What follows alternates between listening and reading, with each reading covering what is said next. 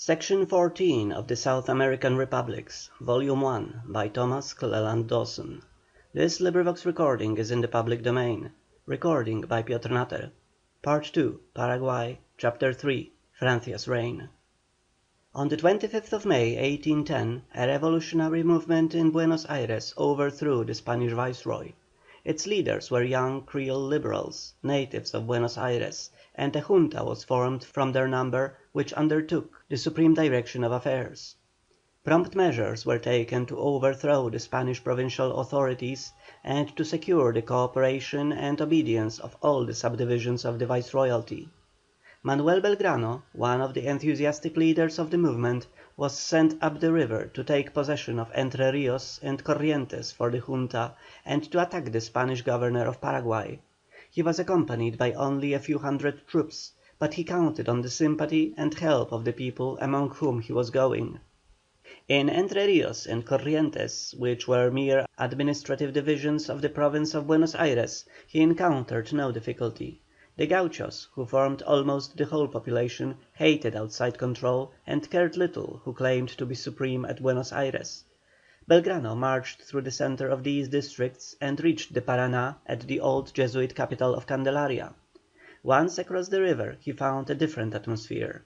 The home-loving Indian population regarded Belgrano's band as invaders and responded promptly to the call of the Spanish governor, old Velasco, to take up arms and repel the aggression.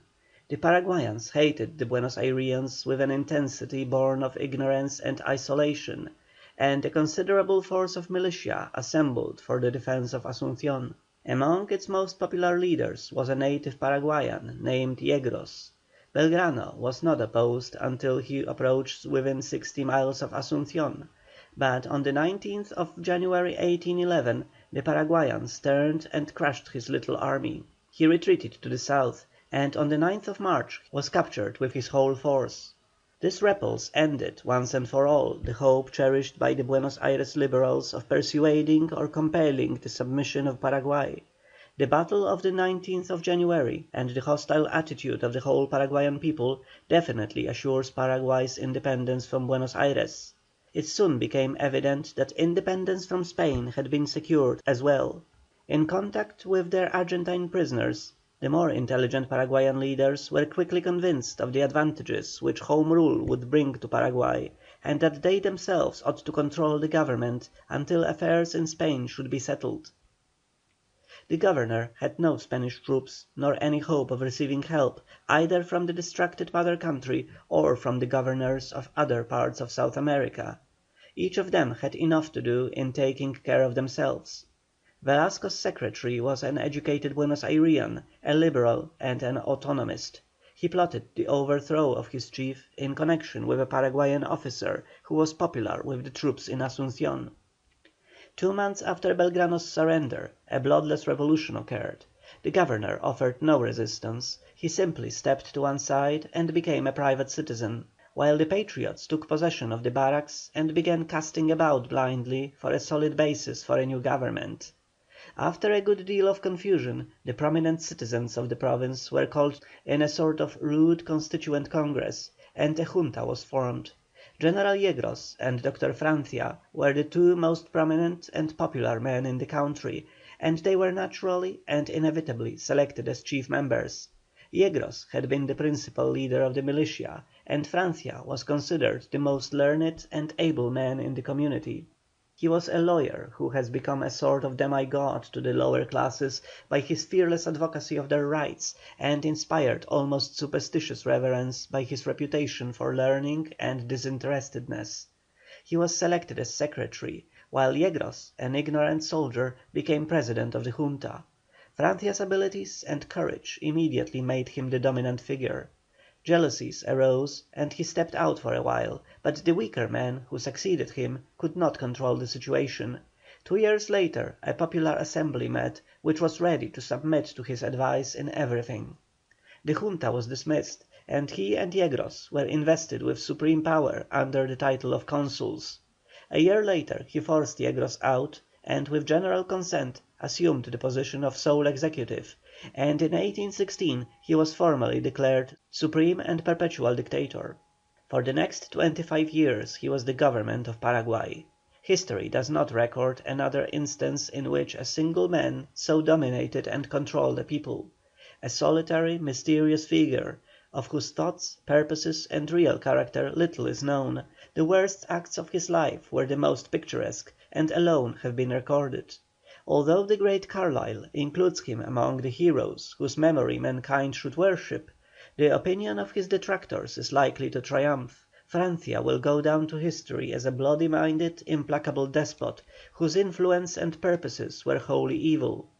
After reading all that has been written about this singular character, my mind inclines more to the judgment of Carlyle. I feel that the vivid imagination of the great Scotchman has pierced the clouds which enshrouded the spirit of a great and lonely man, and has seen the soul of Francia as he was. Cruel, suspicious, ruthless, and heartless as he undeniably became, his acts will not bear the interpretation that his purposes were selfish, or that he was animated by mere vulgar ambition. The population over which he ruled had for centuries been trained to obedience by the Jesuits and the Creole landowners. The Creoles were few, and the Spaniards still fewer. Francia based his power upon the Indian population, and not on the little aristocracy whose members boasted of white blood. Convinced that the Indians were not fit for self-government, he also believed that it would be disastrous to permit the white oligarchy to rule. He proposed to save Paraguay from the civil disturbances that distracted the rest of South America. He therefore absorbed all power in his own hands, and ruthlessly repressed any indications of insubordination among those of Spanish blood. The Indians blindly obeyed him, and he relentlessly pursued the Creoles and the priests, seeming to regard them only as dangerous firebrands who might at any time start up a conflagration in the peaceful body politic, and not as citizens entitled to the protection of the State. He absorbed in his own person all the functions of government, he had no confidants and no assistants, he allowed no Paraguayan to approach him on terms of equality. When he died, a careful search failed to reveal any records of the immense amount of government business which he had transacted during 30 years. The orders for executions were simple messages, signed by him and returned, to be destroyed as soon as they had been carried out. The longer he lived, the more completely did he apply his system of absolutism, and the more confident he became that he alone could govern his people for his people's good.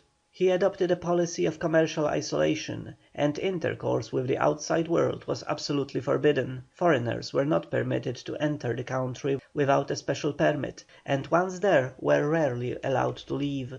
He neither sent nor received consuls nor ministers to foreign nations. Foreign vessels were excluded from the Paraguay river and allowed to visit only one port in the south eastern corner of the country. He was the sole foreign merchant. The communistic system inherited from the Jesuits was developed and extended to the secular parts of the country. The government owned 2/3 of the land, and conducted great farms and ranches in various parts of the territory. If labour was needed in gathering crops, Francia had recourse to forced enlistment. Those Indian missions which remained free he brought gradually under his own control, and followed the old Jesuit policy of compelling the wild Indians to work like other citizens. Dreading interference by Spain, Brazil, or Buenos Ayres, he improved the military forces and began the organization of the whole population into a militia. His policy, however, was peaceful, and the difficulty of getting arms up the river, past the forces of the Argentine warring factions, prevented his organizing an army fit for offensive operations, even if he had desired to head one.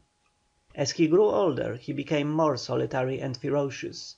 Always a gloomy and peculiar man, absorbed in his studies and making no account of the ordinary pleasures and interests of mankind, he had reached the age of 55 and assumed supreme power, without marrying. His public labours still further cut him off from thoughts of family and friends, and although it has become asserted that he married a young Frenchwoman when he was past 70, nothing is known about her.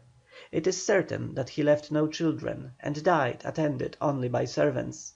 His severities against the educated classes increased. He suffered from frequent fits of hypochondria.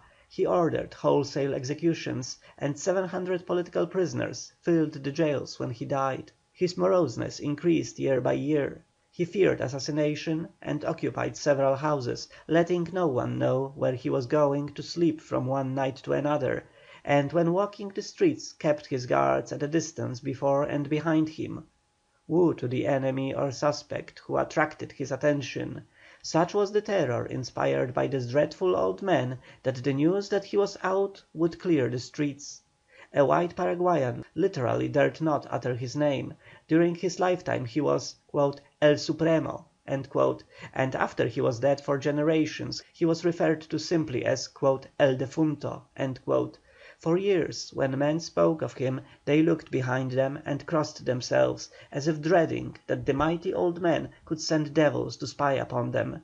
At least this is the story of Francia's enemies, who have made it their business to hand his name down to execration. The real reason may have been that Francia's successors regarded defamation of El Defunto as an indication of unfriendliness to themselves. Devil or saint, hypochondriac or hero, actuated by morbid vanity or by the purest altruism, there is no difficulty in estimating the results of Francia's work and the extent of his abilities. That he had a will of iron and a capacity beyond the ordinary is proven by his life before he became Dictator, as well as his successes afterwards.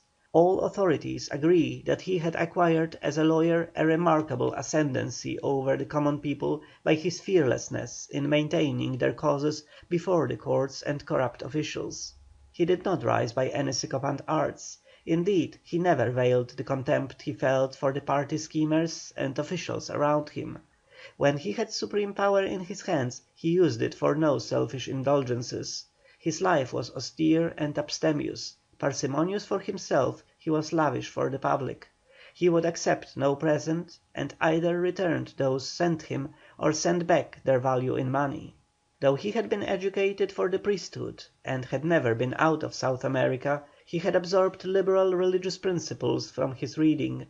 Nothing could have been more likely to offend the Catholic Indians, upon whose goodwill his power rested, than his refusal to attend Mass, but he was honest enough with himself and with them not to simulate a sentiment which he did not feel. In his manners and life he was absolutely modest. He received any who chose to see him. If he was terrible, it was to the wealthy and the powerful. The humblest Indian received a hearing and justice.